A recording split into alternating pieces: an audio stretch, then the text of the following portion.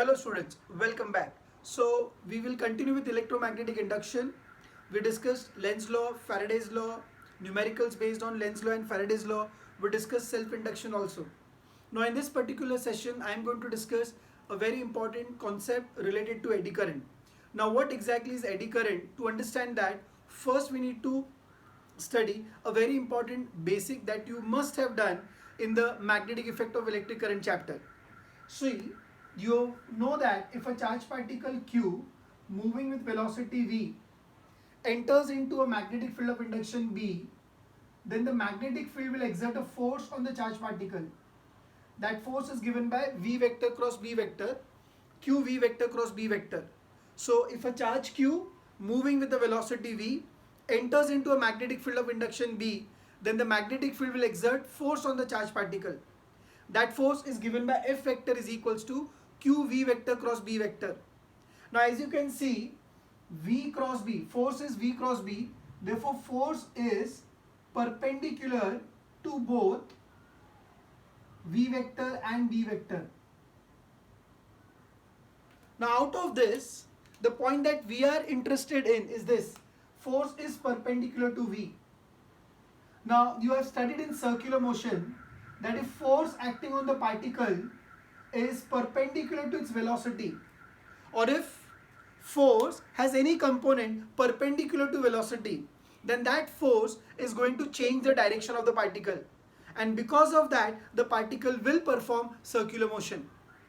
So if force acting on the particle is perpendicular to velocity, particle will change its direction and it will perform circular motion.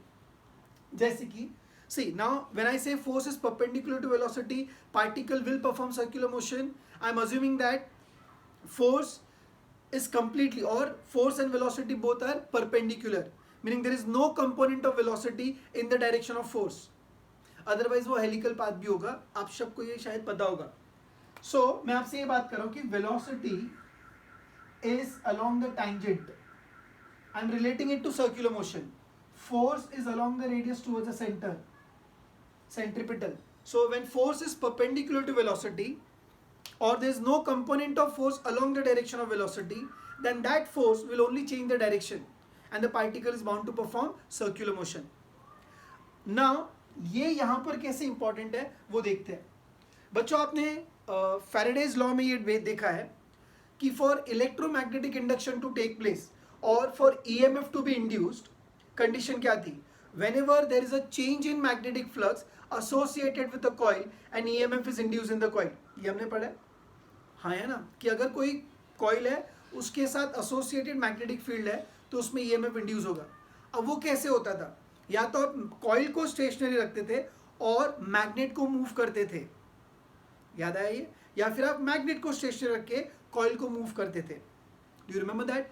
First जो experiment था, if a coil is kept in a changing magnetic field or the coil is moved in a uniform magnetic field, देख सुनना ध्यान से, coil is kept in a changing magnetic field or the coil is moved in a uniform magnetic field, दोनों ही case में EMF induce हुआ था.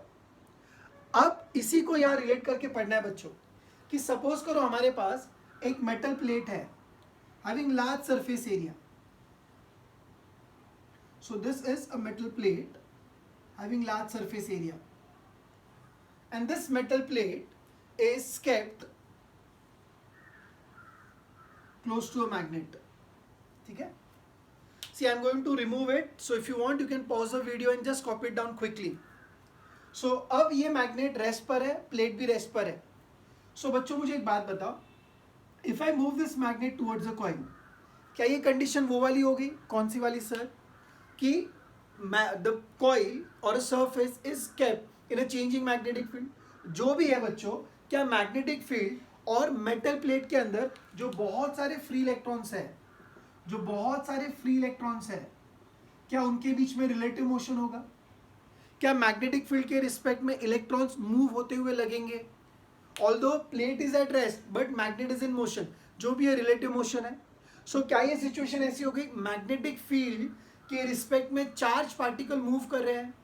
सो अगर magnetic field के रिस्पेक्ट में चार्ज पार्टिकल मूव कर रहे हैं, so the magnetic field is going to exert force. So अगर मैग्नेटिक फील्ड चार्ज पर फोर्स एक्सर्ट करेगा तो चार्ज क्या परफॉर्म करेगा, सर्कुलर मोशन परफॉर्म करेगा, परपेंडिकुलर में मान रहा हूँ, ओके। सो अगर वो सर्कुलर मोशन परफॉर्म करेगा तो मैं ऐसा बोल सकता हूँ जो फ्री इलेक्ट्रॉन्स थे, जैसे हमने मैग्नेट को मूव किया या अगर इसको भी मूव किया होता तो मैग्नेटिक फील्ड इलेक्ट्रॉन्स पर फोर्स एक्सर्ट करेगा, वो फोर्स की वजह से इलेक्ट्रॉन्स ऐसे सर्कुलर मोशन परफॉर्म करेगा, और जब इलेक्ट्रॉन क्लोज पाथ में फ्लो करेगा तो करंट फ्लो होगा। याद कर बचपन, what is current, rate of flow of charge. So when charge will flow in a close path we say that current will be generated. So यहाँ पर बच्चों इसके मोशन की वजह से इलेक्ट्रॉन सर्कुलर मोशन परफॉर्म करेंगे। सर इलेक्ट्रॉन क्यों circular motion perform करेंगे, क्योंकि electron will act as a charge particle moving perpendicular to the magnetic field. So the magnetic field will exert force, because of that force electrons will perform circular motion, and when electrons will move in a closed path currents will be generated. Now if you observe carefully students, ये जो current generate हो रहा है वो गोल गोल गोल गोल गोल है, ये पानी में जो रिपल्स जनरेट होते हैं उनकी तरह है। मान लो एक पॉन्ड ऑफ वाटर है जिसमें पानी एकदम स्टिल शांत है, उसमें if you throw stone what will happen, ripples will be generated, correct. So जो गोल गोल गोल गोल रिपल्स है उनको हम बुलाते हैं एडीज, उनको हम बताते हैं एडीज, और ये करंट उन्हीं की तरह, that is why it is called as eddy current. कई बार ऐसे लगता है कि साइंटिस्ट का नाम एडी होगा, बट मैं बता दूं साइंटिस्ट का नाम था Foucault. So these currents are also known as Foucault's current. So eddy current क्यों बोला, बिकॉज जो पैटर्न बन रहा है वो एडीज की तरह है। एडीज या तो एक और नाम है Whirlpool, produce in a liquid, है ना। सो ये करंट उसकी तरह है, इसलिए इसका नाम या तो आप बोलोगे एडी करंट या कभी कभी फोकॉल्ट्स करंट भी कहते हैं। एक बार फिर से अच्छे से रिवाइज करते हैं। मैंने कहा अगर कोई चार्ज पार्टिकल मैग्नेटिक फील्ड में मूव कर रहा है और वो भी मैग्नेटिक फील्ड को परपेंडिकुलर, सो मैग्नेटिक फील्ड उसमें फोर्स एक्सर्ट करेगा जो उसके डायरेक्शन को इस तरीके से चेंज करेगा कि चार्ज पार्टिकल सर्कुलर मोशन ही परफॉर्म करेगा। ये समझा। अब मैंने कहा एक मेटल प्लेट है हैविंग लार्ज सरफेस एरिया, और इसके पास में एक मैग्नेट को अगर मैं मूव करूं, so this metal plate is having large surface area, it is kept in a changing magnetic field और it is moved in a uniform magnetic field. In both the cases उसके अंदर जो electrons है वो magnetic field के respect में move करेंगे। So अगर ऐसा होगा सो मैग्नेटिक फील्ड चार्ज पर क्या एक्सर्ट करेगा, force. Because of that force the electrons will start moving into circular path, और जब इलेक्ट्रॉन सर्कुलर पाथ में मूव करेगा तो ऐसा पैटर्न जनरेट होगा। ये पैटर्न लिक्विड्स के एडीज की तरह दिखेगा या वर्लपूल की तरह दिखेगा, and therefore these currents are known as eddy current. So if they ask you what are eddy currents, तो आप क्या लिखोगे, we know that any metal contains large number of free electrons. When a metal plate having large surface area is kept in a changing magnetic field or it is moved in a uniform magnetic field, the magnetic field will exert force on the electron, causing the electron to move in a circular path. That results into circular currents. These currents are similar to the eddies or the whirlpools produced in a liquid. Therefore, these currents are known as eddy current. For you, I'll repeat once again. Any metal contains large number of free electrons. When a metal plate having large surface area is kept in a changing magnetic field or it is moved in a uniform magnetic field, the magnetic field will exert force on the electrons, causing the electrons to move in a circular path. So the electrons will move in a closed path. Due to this, we get eddies or whirlpools, or circular currents are generated which are similar to the eddies or the whirlpools. Therefore, these currents are known as what? Eddy currents. बच्चों ये था first point कि eddy current होते क्या है। अब eddy current की वजह से नुकसान क्या है, नुकसान भी देखेंगे और फायदा भी सुनेंगे। एडी करंट्स की वजह से नुकसान क्या है? नुकसान बच्चों ये होता है कि कोई भी करंट की तरह एडी करंट जो होगा वो हीट जनरेट करेगा, and that heat is given by I²RT। सो अगर हीट जनरेट हुआ बच्चों, करंट अगर एडी करंट ज्यादा हो गया तो ज्यादा हीट जनरेट होगी, और ज्यादा अगर हीट जनरेट हो गई तो वो डिवाइसेस को या इक्विपमेंट को डैमेज कर सकती है। सो व्हाट इज लॉस या drawback of eddy current? It produces large amount of heat. थोड़ा और अच्छे से समझते बच्चों. बहुत सारे इंस्ट्रूमेंट्स है बच्चों, जैसे कि इलेक्ट्रिक मोटर या ट्रांसफॉर्मर इसी चैप्टर में हम पढ़ने वाले हैं. ये सारे के सारे instruments they work on a concept called as mutual induction. क्या होता है mutual induction? Will see it, don't worry. So अगर ये सब कुछ म्यूचुअल इंडक्शन पर काम करने वाले हैं, सो इनमें क्या होगा पता है? आपके पास एक सॉफ्ट आयन का कोर होगा, सपोर्ट, और होगा ये बच्चों, यस अंडरस्टैंड इट, ये एक सपोर्ट होगा ऐसे सॉफ्ट आयन का. Ion is of course metal या फेरोमैग्नेटिक सब्सटेंस है. अब होगा बच्चों ये कि इस पर ऐसे वायर्स होंगे जिनको हम कॉइल बुलाने वाले हैं, और ये कॉइल में वेरिएबल करंट फ्लो करता है. मैं ट्रांसफॉर्मर की बात कर रहा हूं. सो ट्रांसफॉर्मर म्यूचुअल इंडक्शन पर काम करेगा, इसलिए उसमें एक सॉफ्ट आयन की कोर होगी. वो कोर के ऊपर वायर लपेटे होंगे और वो वायर में से वेरिएबल करंट पास होगा. अब current will produce magnetic field. So मैं बोलूं मेरा जो कोर है उसके आसपास वेरिएबल मैग्नेटिक फील्ड आ गया. सो can I say metal plate having large surface area is kept in a changing magnetic field. So ये पूरा कॉन्सेप्ट वहां पर हो जाएगा. सो जो कोर होगा उसके अंदर जो इलेक्ट्रॉन्स है उस पर फोर्स आएगा, तो कोर के अंदर एडी करंट जनरेट होगा. सुना किधर क्या क्या होगा? ये जो कोर है इसमें एडी करंट जनरेट होगा.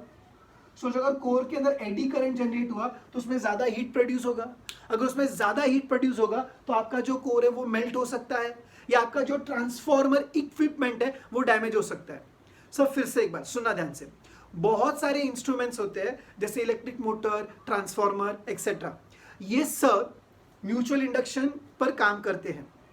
जब वो म्यूचुअल इंडक्शन पर काम करते हैं तो उसमें सॉफ्ट आयन कोर की जरूरत पड़ती है, सपोर्ट, जिसपे वायर लपेटेंगे. अब ये वायर में से जो करंट फ्लो होगा वो कंटिन्यूअसली वेरी करेगा, तो उसकी वजह से आसपास जो मैग्नेटिक फील्ड होगा वो भी वेरी करेगा. अब अगर मैग्नेटिक फील्ड वेरी करेगा तो सिचुएशन क्या हो गई? Core is having large surface area, it is kept in a changing magnetic field. So ये कंडीशन सेटिस्फाई हो गई, तो कोर के अंदर करंट जनरेट होगा, एडी करंट, और अगर वो बहुत ज्यादा करंट जनरेट हुआ तो आपका कोर मेल्ट हो सकता है. सो अगर कोर मेल्ट हो जाएगा तो क्या होगा? इक्विपमेंट डैमेज हो सकता है. सो what is drawback of eddy currents? Remember students, eddy current produces large amount of heat. किधर? सो कोर के अंदर. किसका core? Transformer, electric motor etcetera. अब ये जो ज्यादा हीट है इसको मुझे कम से कम करना है. सो ये ज्यादा से ज्यादा हीट को मिनिमाइज कैसे कर सकते हैं?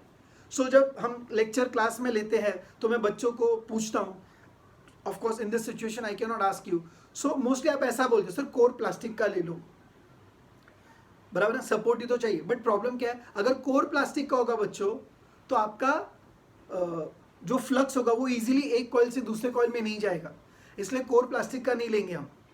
समझ में आ रहा है? तो बहुत सारे ऑप्शंस ऐसे हम क्लास में डिस्कस करते हैं, बट सारे के सारे ऑप्शंस का कुछ ना कुछ लिमिटेशन होगा. सो सबसे बेस्ट तरीका बच्चों क्या होता है पता है?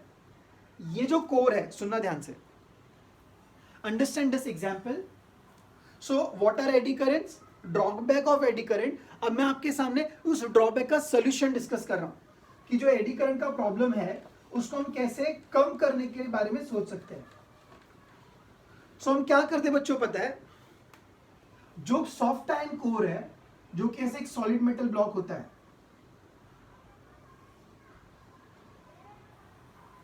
ठीक है, इस सॉलिड मेटल ब्लॉक को मान लीजिए इस पूरे ब्लॉक में बहुत सारे इलेक्ट्रॉन्स है, उसकी वजह से इसमें 25 जूल की हीट जनरेट हो रही है. पूरे ब्लॉक में 25 जूल की हीट जनरेट हो रही है, ऐसा हम मान लेते हैं.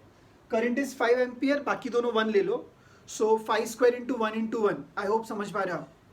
करंट इज 5, एडी करंट 5, बाकी दोनों 1 सो 5 square into 1 into 1 gives you 25 joule. Method क्या बच्चों पता है?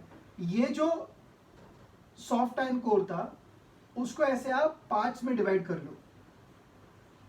सो मैंने उसके 5 टुकड़े कर दिए, 5 पार्ट्स में कट किया, और वो पांचों पार्ट्स को वापस से जोड़ दिया ताकि उसकी साइज उतनी रहे.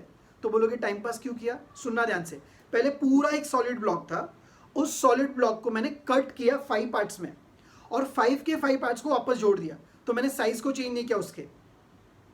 ये समझ में आया? अच्छा, हुआ इससे ये फायदा बच्चों कि पहले जो 5 एम्पियर का करंट था, एडी करंट, वो पूरे कंडक्टर में हो रहा था या पूरे कोर में हो रहा था। अब वही 5 एम्पियर का करंट 5 पार्ट में डिवाइड हो जाएगा। सो इसमें आएगा 1 एम्पियर का करंट, इसमें आएगा 1 एम्पियर का करंट, इसमें 1 एम्पियर, इसमें 1 एम्पियर, इसमें 1 एम्पियर। तो अब ये वाले पोर्शन में जो हीट जनरेट होगी वो होगी 1 स्क्वायर इंटू 1 इंटू 1 यानी 1 जूल। इसमें भी 1 जूल, इसमें भी 1 जूल, इसमें भी 1 जूल, इसमें भी 1 जूल, टोटल हो गया 5 जूल। सो पहले कितना हीट जनरेट हो रहा था बच्चों? 25 जूल। अब सिर्फ कितना हीट जनरेट हो रहा है? 5 जूल।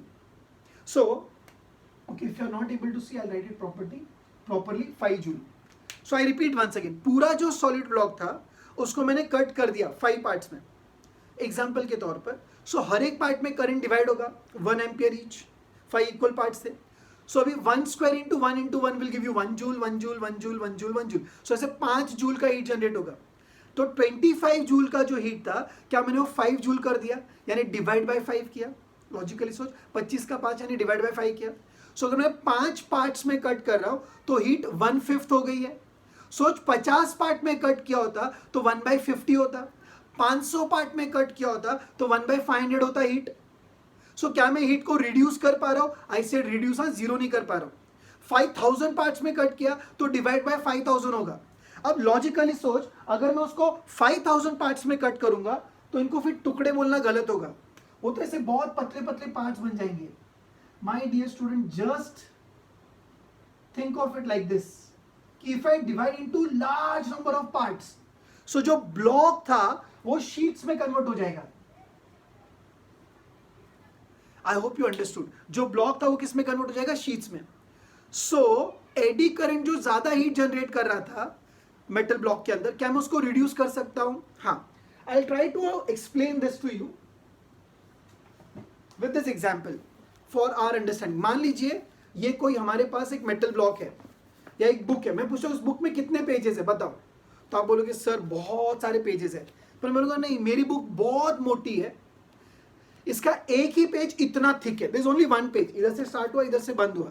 मैं ऐसे बोला it is having only one page and the page is so thick. सुना मैंने क्या कहा?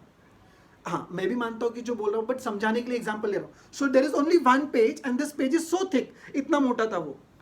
फिर मैंने इसको ऐसे बहुत सारे शीट्स में डिवाइड कर लिया, सारे शीट्स को वापस से जोड़ा, तो क्या ये अभी भी पहले जितना ही थिक है? सो मैंने उसका कुछ चेंज नहीं किया, सिर्फ पतले पतले पार्ट्स में डिवाइड करके सबको वापस से जोड़ दिया। उससे फायदा ये हुआ कि जो करंट था वो स्प्लिट हो जाता है बच्चों, करंट डिवाइड हो जाता है और उससे हीट में काफी रिडक्शन आता है। सो मैं अगर इतने टुकड़े करूंगा, सो ईच टुकड़ा और each part will act as a sheet. ये बात समझ में? अब आपका डाउट होता है क्लास में कि सर इसमें से भी करंट पास हो रहा है, ये शीट में भी, और इसके एडजेसेंट शीट में से भी करंट पास होगा, तो सर कुछ गड़बड़ नहीं हो सकती है क्या? तो ये दोनों ही शीट्स एक दूसरे से इंसुलेटेड होती है। बच्चों मैं जो बोल रहा हूं ध्यान से सुनना। ब्लॉक था, ज्यादा हीट था, ज्यादा करंट था, ब्लॉक के टुकड़े टुकड़े कर दिए लेकिन पतले टुकड़े किए, तो I call them as sheets.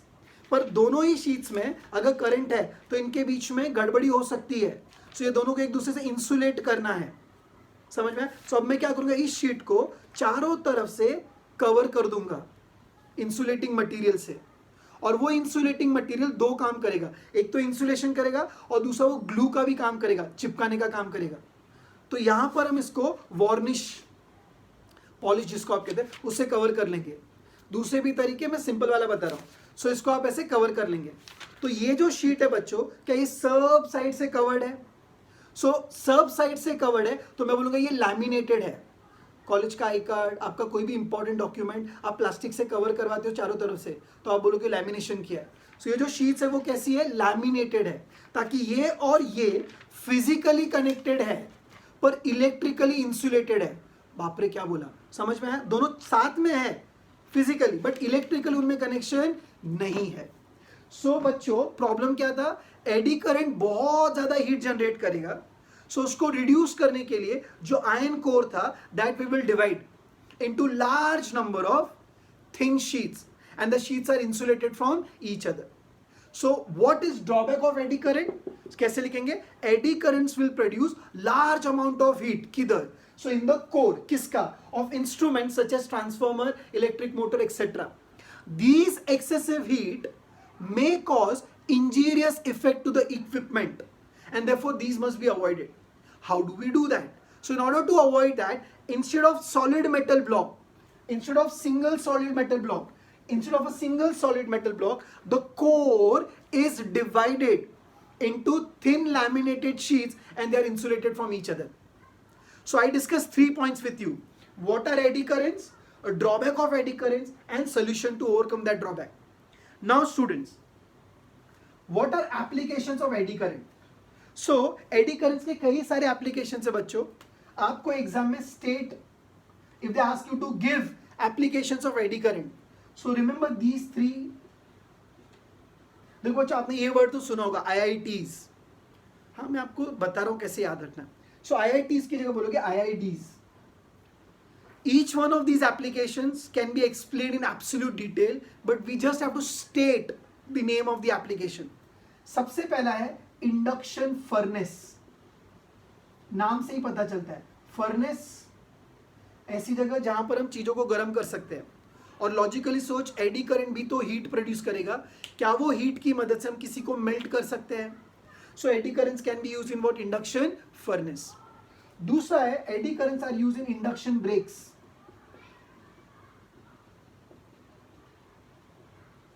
ठीक है. तीसरा जो एप्लीकेशन है बच्चों एडी करंट का, that is dead beat galvanometer.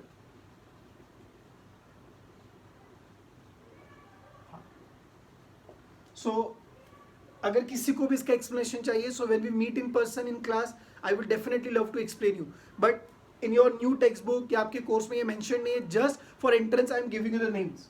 And last S is for speedometer. So eddy current का शॉर्ट नोट जो होगा, that will have 4 points. What are eddy currents, drawback of eddy current, solution of eddy current का drawback, and the applications. Application याद रखने का तरीका, remember IIDs, induction furnace, induction brakes, dead beat galvanometer and speedometer. मैं कह रहा हूँ वापस से, इसमें अगर आपको detailed explanation चाहिए, so as soon as we see each other in class, I will definitely love to explain you that. So फिलहाल ये 4 point लिख लो. What are eddy currents, drawback of AD currents, solution and the application part of it. ठीक है. अब बच्चों जो आपकी text book है, टेक्स्ट बुक, उसमें एडी करंट का, जैसे मैंने ये वाला एग्जांपल दिया है, सिमिलर मिलता जुलता एग्जांपल उन्होंने भी दिया है. उन्होंने क्या कहा पता है? According to the example given in your book, वो ऐसा कह रहे कि सपोज हमारे पास ये एक मेटल प्लेट है, या पेंडुलम में बनाता हूं इसको. मैग्नेटिक फील्ड ऐसा ऐसा ऐसा आपकी तरफ आ रहा है, ऐसा मैग्नेटिक फील्ड आ रहा है, और ये एक मेटल प्लेट है. इसको मैंने ऐसे सस्पेंड किया, लटका के रखा है, और मैं अगर इसको डिस्प्लेस करूँ तो ये ऐसे ऐसे घूमेगा. सो अभी क्या हो जाएगा बोलो? A metal plate having large surface area is moving in a magnetic field. बराबर ना? So metal plate having large surface area is moving in a magnetic field. So अभी क्या होगा बोल? हाँ, इसमें एडी करंट आएगा. Very good. सो ये गोल गोल घूमेगा, सॉरी, इसमें इलेक्ट्रॉन गोल गोल घूमेंगे, तो इसमें एडी करंट जनरेट होगा, तो इसमें हीट जनरेट हो सकती है. बोला जो, मतलब समझ में आया जो मैंने कहा. अब एक और तरीका इसको रिड्यूस करने का बच्चों, अगर ये ऑलरेडी पतली शीट है तो आप इसको ऐसे कट करोगे, आप यहाँ पे ग्रूव बना दोगे, तो उससे होगा कि जो इफेक्टिव पाथ ट्रैवल करना होगा चार्जेस को, वो बढ़ जाएगा, तो करंट कम हो जाएगा. सर फिर से नहीं समझा? अच्छा सुन, सरफेस एरिया ज्यादा, वेरी गुड. ऑसिलेट करेगा, वेरी गुड. एडी करंट आएगा, वेरी गुड. एडी करंट को कम करने का तरीका क्या होगा, या मैं कम कैसे कर सकता हूं, मैं समझा रहा हूं. सो अब क्या करेंगे, इसमें से ग्रूव्स बनाए, इसे कट करेंगे. ठीक है. सो अब इलेक्ट्रॉन्स को फ्लो करने के लिए इफेक्टिव पाथ बढ़ जाएगा ना. बीच में अगर जगह खाली है तो ज्यादा पाथ ट्रैवल करके जाना पड़ेगा. So the eddy currents will be reduce, eddy current कम हो जाएंगे. सो कभी भी अगर आपको थिन शीट्स में एडी करंट को रिड्यूस करना है तो आप उसको स्लॉट बना दो, ग्रूव बना दो. सो लेकिन हमको कैसे पता चलेगा एडी करंट कम हुआ? देख, थोड़ा फास्ट हो गया ना. फिर से, metal plate, oscillate, eddy current कम करना है, कट किया, ज़्यादा लंबा पार्ट ट्रैवल करना पड़ेगा, सो एडी करंट कम होगा. हमको कैसे पता चलेगा? अब मैं समझा रहा हूँ. जब मैं इसको ऐसे ऑसिलेट कराऊंगा बच्चों, तो इसमें एडी करंट आएगा. हुआ तो इलेक्ट्रोमैग्नेटिक इंडक्शन है ना. According to Lenz law, induced EMF opposite the cause which produces it. What is the cause? इसका ऐसे घूमना ना, सो एडी करंट जो आएगा इसके अंदर वो क्या करेगा, इसको घूमने से रोकेगा। तो पहले ये फटाक से रुक जाएगा क्योंकि एडी करंट ज़्यादा था, बाद में बहुत देर के बाद रुकेगा। तो समझ जाना एडी करंट कम आया ना, लॉजिक ही लगा। अगर ईएमएफ ज़्यादा इंड्यूस हुआ, करंट ज़्यादा आएगा तो अपोजिशन भी ज़्यादा होगा अकॉर्डिंग टू लेंस लॉ, तो ये फटाक से रुक जाएगा ऑसिलेट करने से। पर ग्रूव बनाने के बाद या कट करने के बाद ये धीरे धीरे रुकेगा, इसका मतलब एडी करंट रिड्यूस हो चुका है। I hope you all understood it. It's a very easy and important concept. What are eddy currents? Drawback of eddy currents, method to overcome the drawback and solution. चारों एक साथ में revise करता हूँ। What are eddy currents? So any metal plate contains large number of free electrons. I'm sorry, I'll repeat once again. Any metal contains large number of free electrons. When a metal plate having large surface area is kept in a changing magnetic field or it is moved in a uniform magnetic field, magnetic field will exert force on the electron, causing the electron to follow circular path. These circular paths are similar to the eddies or the whirlpools produced in a liquid. Therefore, these currents are known as eddy current. Now, drawback. Eddy current will produce large amount of heat in the core of instruments such as transformer, electric motor, etc. And these heats may cause injurious effect to the equipment and therefore it must be avoided. Hence, instead of a single solid metal block, the core is made up of bundles of thin laminated sheets insulated from each other. बराबर है? Now, what are applications of eddy current? चार नाम याद रखने हैं। IIDs, induction furnace, induction brakes, deadbeat galvanometer and speedometer. Are we clear? फिर वो damping वाला मैंने आपको समझाया, वो आपके टेक्स्ट बुक में दिया हुआ है। So I explain you, this is how I explain, और बुक में वो ऑसिलेशन वाले मेथड से बताया। So this is all about eddy current बच्चों, इसको अच्छे से आप टेक्स्ट बुक से भी रीड कर लेना। Okay, so if you want, I am giving you 1 minute, you can copy it quickly.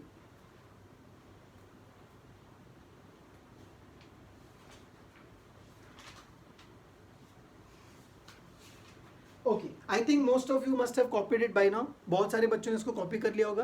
तो आगे बढ़ते हैं।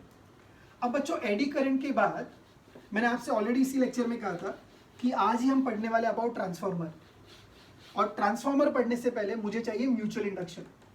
सो now I am going to discuss 2 process या 2 important things with you. One is mutual induction and the other is transformer.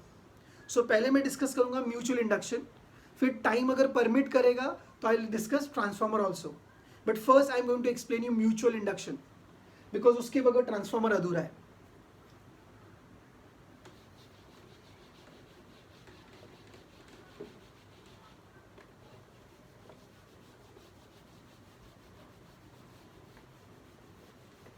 Yes, applications of eddy current, IIDs। घर बैठे बैठे बोलो, applications of eddy current, IIDs, induction furnace, induction brakes, dead beat galvanometer and speedometer.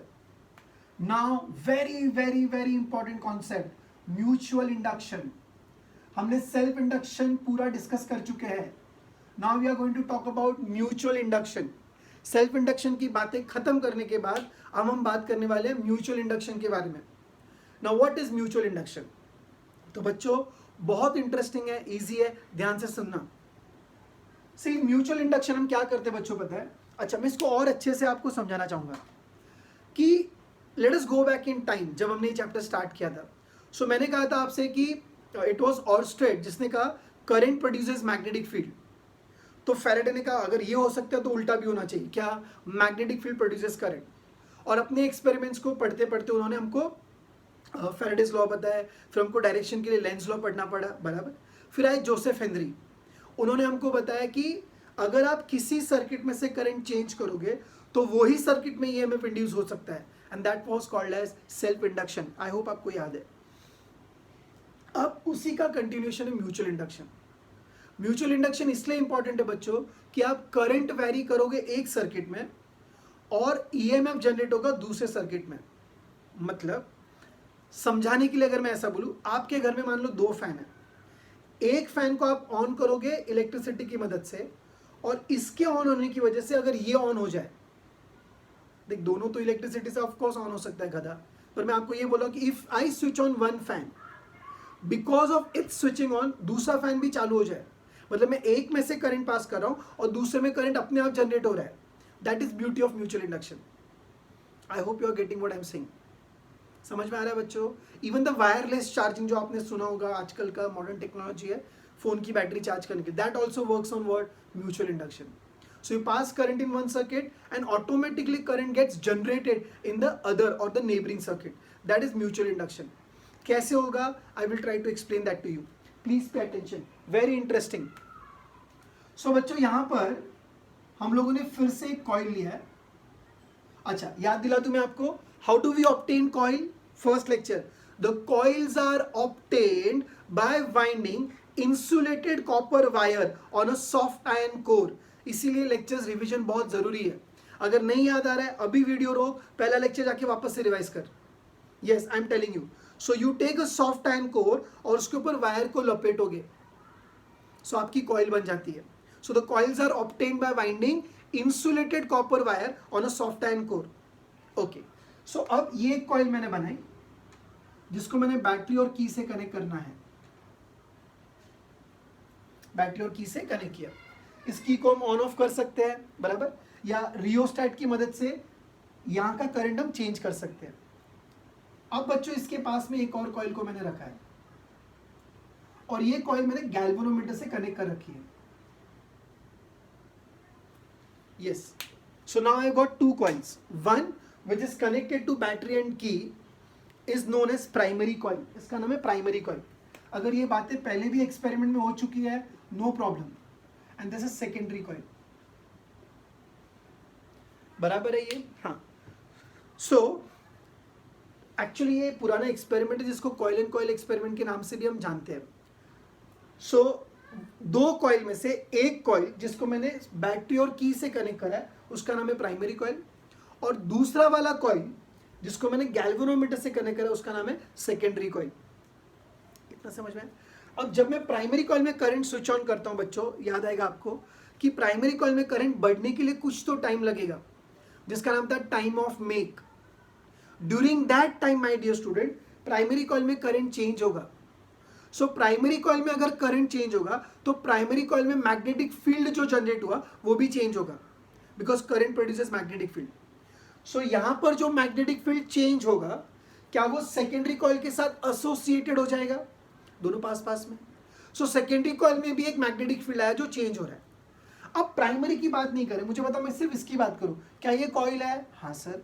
क्या यह magnetic flux है? हाँ sir. क्या वो मैग्नेटिक फ्लक्स चेंज हो रहा है? हाँ सर. तो क्या फैराडे की कंडीशन सेटिस्फाई हुई? whenever there is a change in magnetic flux associated with the coil and EMF is induced in the coil, क्या वो सेटिस्फाई हुआ? यानी कि इसके अंदर EMF इंड्यूस होगा. अब बता, क्या मैंने इसको बैटरी से कनेक्ट किया है? नहीं. क्या इसमें करंट पास किया? हाँ. क्या इसके करंट की वजह से यहां पर EMF जनरेट हो रहा है? Yes. This phenomena is known as what? Mutual induction. The phenomena of production of induced current in a circuit due to varying current in the neighboring circuit. I repeat, the phenomena of production of induced current in a circuit due to varying current, changing current in the neighboring circuit is known as mutual induction. Just so that you know it, I'll revise it once again.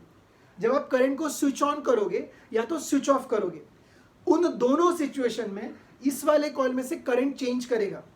अगर यहां पर current change होगा बच्चों तो यहां पर magnetic flux change होगा. ये जो मैग्नेटिक फ्लक्स है वो इसके साथ भी एसोसिएटेड है, जुड़ा हुआ है. सो अगर यहां का मैग्नेटिक फ्लक्स चेंज हुआ तो यहां भी मैग्नेटिक फ्लक्स चेंज होगा. अगर कॉइल के साथ एसोसिएटेड मैग्नेटिक फ्लक्स चेंज होगा तो कॉइल में EMF जनरेट होगा, तो यहां पर करंट भी जनरेट होगा.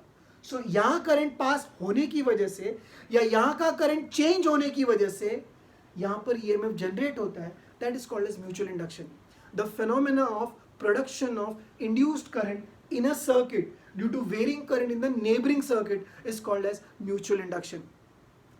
ये exactly coil and coil experiment ही है. सो अगर आपको याद नहीं आ रहा है, पॉज करो, पहले वो एक्सपेरिमेंट डिवाइस करो और फिर ये देखना. बट इसी प्रोसेस का नाम था या इसी फिनोमेना का नाम है म्यूचुअल इंडक्शन, कि आप करंट वेरी करोगे प्राइमरी कॉइल में और EMF जनरेट होगा सेकेंडरी कॉइल में. ये बेसिक मैंने आपको बताया. आज के लेक्चर में हम इससे रिलेटेड मैथमेटिकल चीजें डिस्कस करने वाले हैं. That is our main motto. So बच्चों, आई होप ये क्लियर है. सिंपल है, प्राइमरी कॉइल में करंट चेंज होगा, प्राइमरी कॉइल में फ्लक्स चेंज होगा, प्राइमरी कॉइल में फ्लक्स चेंज होगा, सेकेंडरी कॉइल में फ्लक्स चेंज होगा, सेकेंडरी कॉइल में फ्लक्स चेंज होगा, सेकेंडरी कॉइल में ईएमएफ इंड्यूस होगा. सो प्राइमरी कॉइल में करंट चेंज होगा, सेकेंडरी कॉइल में करंट इंड्यूस होगा, दैट इज म्यूचुअल इंडक्शन. ठीक है, चल अभी सुन. सो अब मैं आपके सामने कुछ मैथमेटिकल चीजें डिस्कस करने जा रहा हूं रिलेटेड टू म्यूचुअल इंडक्शन. सो दो कॉइल है, प्राइमरी कॉइल, सेकेंडरी कॉइल. कोई इसको कॉइल 1 भी बोलेगा, कॉइल 2 भी बोलेगा. आप primary secondary you can say what you want to say, but conceptually right होना चाहिए बस. ठीक है बच्चों, अब सुना ध्यान से मैं क्या कह रहा हूं. क्या सर? तो सुन ध्यान से. यहां का फ्लक्स यहां जा रहा है, मैंने ऐसे बोला. ठीक है, अब मुझे बताओ, अगर यहां करंट ज्यादा इंक्रीज हुआ तो यहां ज्यादा मैग्नेटिक फ्लक्स आएगा. यहां ज्यादा मैग्नेटिक फ्लक्स होगा तो यहां भी ज्यादा मैग्नेटिक फ्लक्स होगा.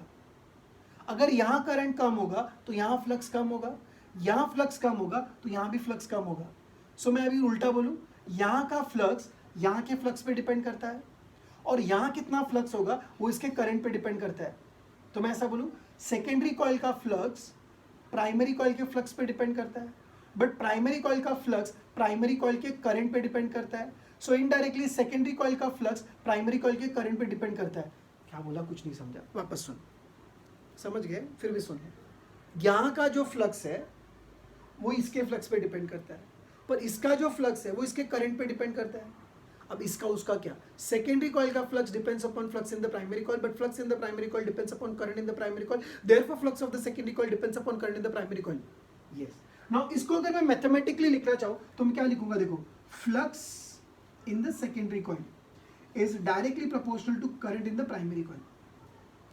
So, to remove sign of proportionality, we introduce a constant denoted by m, and this m is called as coefficient of mutual induction. I repeat, m is called as coefficient of mutual induction. चाहिए तो मैं लिख लेता हूँ. This m stands for coefficient of mutual induction, या इसका एक और नाम होता है mutual inductance of the coil.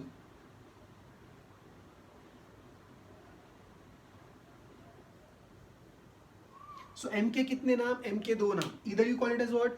Coefficient of mutual induction, और you call it as mutual inductance of the coil.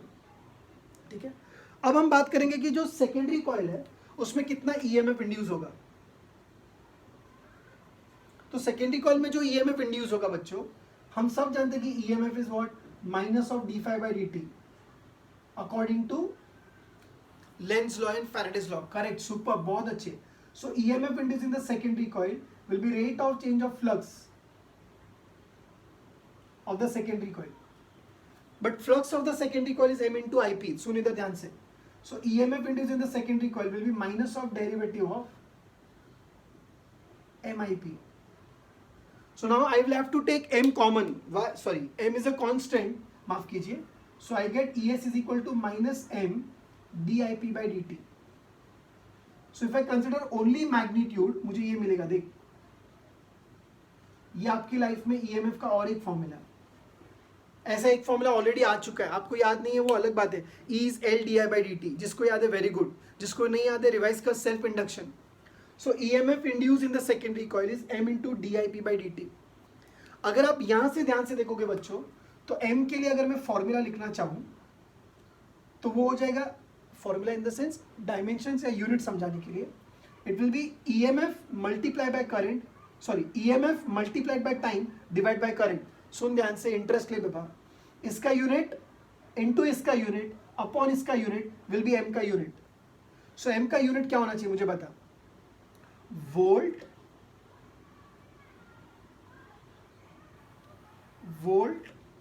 Second per ampere.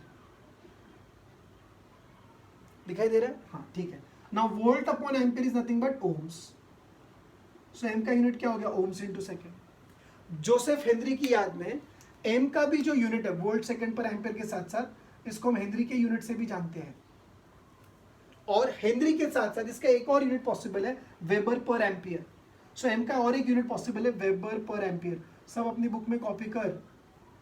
So self inductance की तरह म्यूचुअल इंडक्टेंस के भी 4 यूनिट पॉसिबल है बच्चों. जो बोर्ड पर मैंने फिलहाल लिखे, उसके 5 है तो इसके भी 5, सेम एल और एम का यूनिट सेम है, और अगर यूनिट सेम है तो डायमेंशंस भी सेम होगा।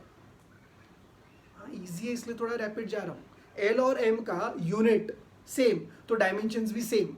एम के यूनिट क्या है, वोल्ट सेकंड पर ampere, ohms into second, henry, weber पर एम्पियर, या तो जूल पर एम्पियर स्क्वायर, एनर्जी वाले तरीके से। So both L and M have same unit and same dimensions. अब एम को डिफाइन कैसे करोगे? सो सुन, अगर DIP by dt इज यूनिटी, मतलब उसकी वैल्यू 1 है, सो मैं बोल सकता हूं EMF induce in the secondary coil is same as mutual inductance of the coil.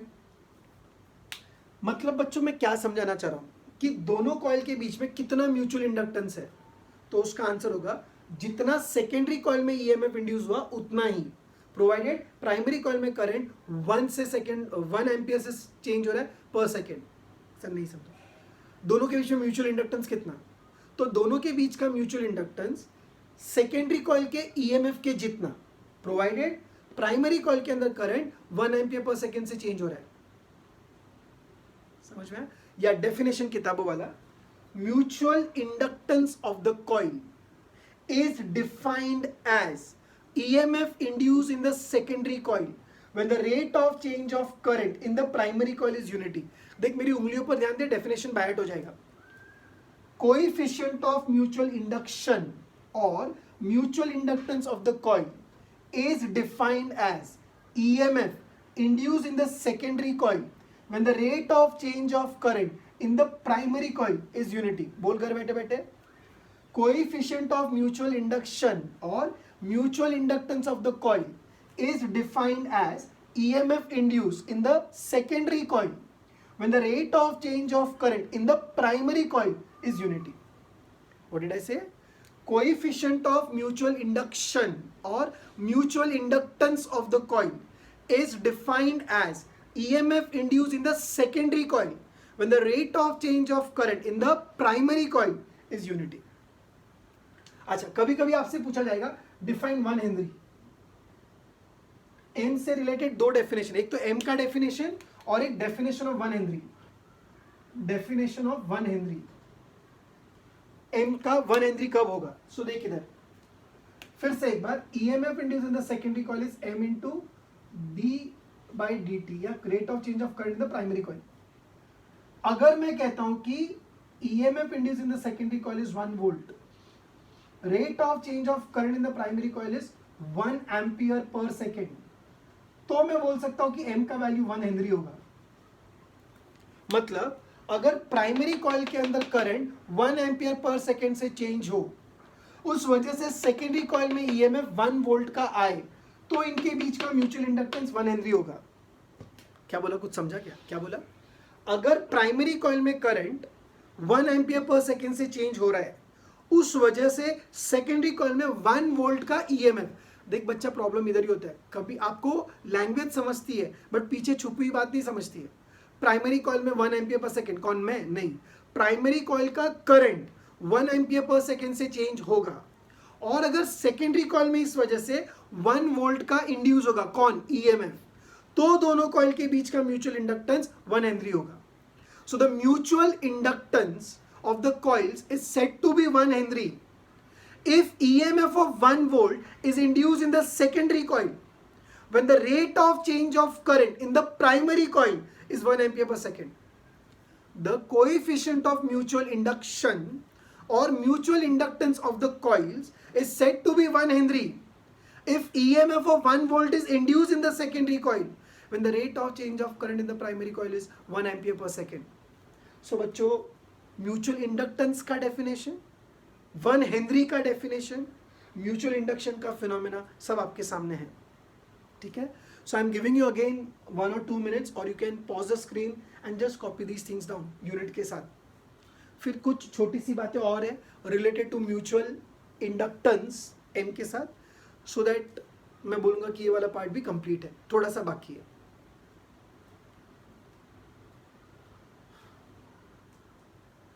ठीक है, चलो, आई होप सबने लिख लिया है।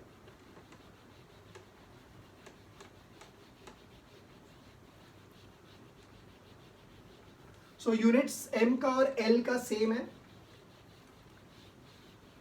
अब बच्चों एक कॉमन क्वेश्चन है जो एग्जाम्स में भी पूछा जाता है कि दो कॉइल्स के बीच का म्यूचुअल इंडक्टेंस किस किस पे डिपेंड करता है।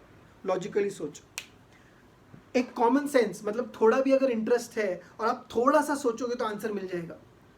दोनों कॉइल अगर पास पास में है तो फ्लक्स ज़्यादा लिंक होगा ना, लिंक, हाँ लिंक ज़्यादा जाएगा। दोनों दूर है तो फ्लक्स कम जाएगा लॉजिकली। सो कहने से mutual inductance between pair of coils depends upon separation between the coils. ये मेरी बात समझ में आई?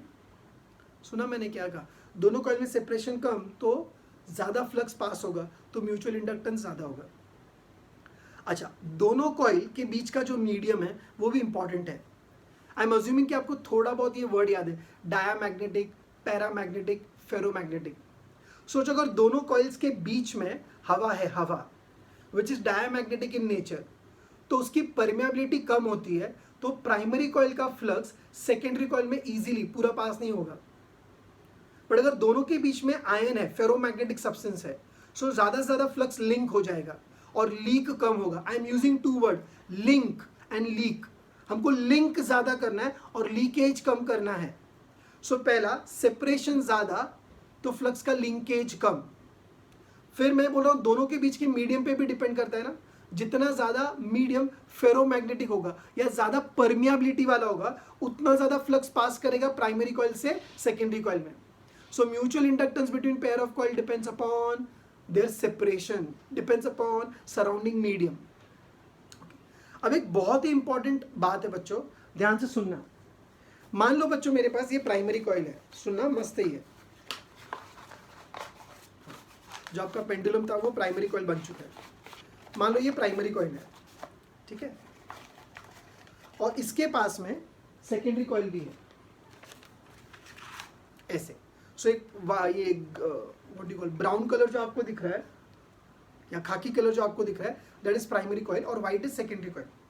अगर ये दोनों ऐसे है तो इसमें से फ्लक्स इसमें पूरा पास होने का चांसेस है। Flux is NAB cos theta.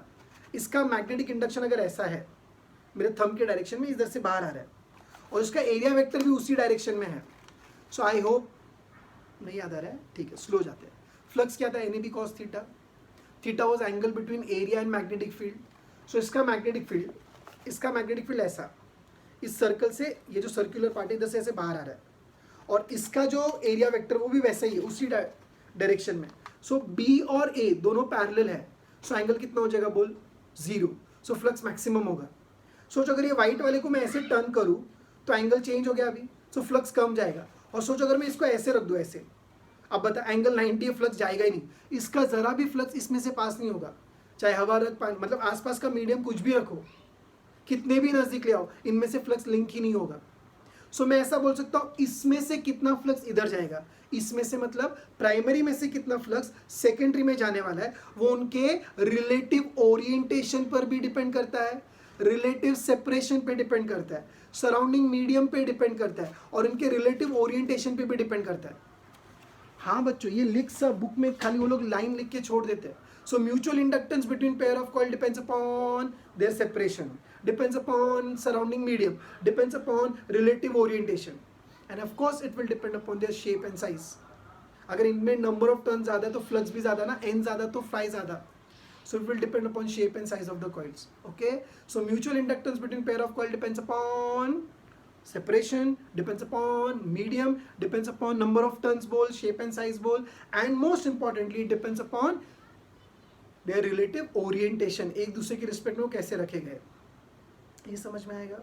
अच्छा, एक और इंपॉर्टेंट कॉन्सेप्ट है बच्चों before we say goodbye for the day, वो ये है बच्चों की लॉजिकली सोच। मेरे पास दो कॉइल है, प्राइमरी कॉइल और सेकेंडरी कॉइल। सो दोनों कॉइल को मैंने ऐसे बनाया, ओके, प्राइमरी कॉइल और सेकेंडरी कॉइल, दो अलग अलग कोर है, इस पे वायर लपेटा रेड वाले पर और बन गया मेरा प्राइमरी कॉइल, ब्लैक वाले पर वायर लपेटा बन गया मेरा सेकेंडरी कॉइल। सो मेरे पास कितनी कॉइल है? दो। मैंने कितने सपोर्ट यूज किए? दो। सो ये भी एक ऑप्शन है। एक ऑप्शन क्या था पता है? मैं एक ही सपोर्ट लेता, मेरा हाथ मान ले, इसके ऊपर एक वायर लपेटा रेड वाला, देख रेड कलर दिख रहा है, अज्यूम, वो बन गया प्राइमरी कॉइल। इसी वायर के ऊपर मैंने ग्रीन वायर भी लपेटा या ब्लैक वायर भी लपेटा, ये बन गया secondary coil. So I am using the same core for both the coils. So मेरे पास क्या ऑप्शन है, either we go for 2 coils with 2 cores or we go for 2 coils on a same core. 2 coils, 2 cores, or we go for single core के ऊपर ये बन गया primary coil, wire लपेटे मैंने, और ये बन गई है secondary coil. These wires are insulated. So अगर ऐसा अरेंजमेंट है बच्चों, तो इसके इस देखो, अगर ऐसा अरेंजमेंट है जिसमें 2 कॉइल है, एक दूसरे से काफी दूर है, तो उसको बोलेंगे लूज कपलिंग. सर ये क्या है, समझाता हूं. इधर का फ्लक्स इधर कम जाएगा, इसको बोलेंगे tight coupling. Is that clear? अब 2 कॉइल्स के बीच का जो म्यूचुअल इंडक्टेंस है, वो कितना फ्लक्स पास होगा, कितना फ्लक्स लिंक होगा, लिंक उस पर भी डिपेंडेंट है.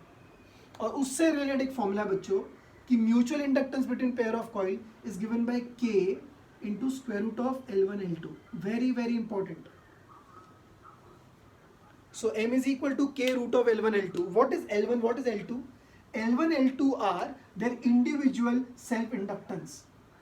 L1 L2 are their individual self inductance. L1 is the self inductance of primary coil.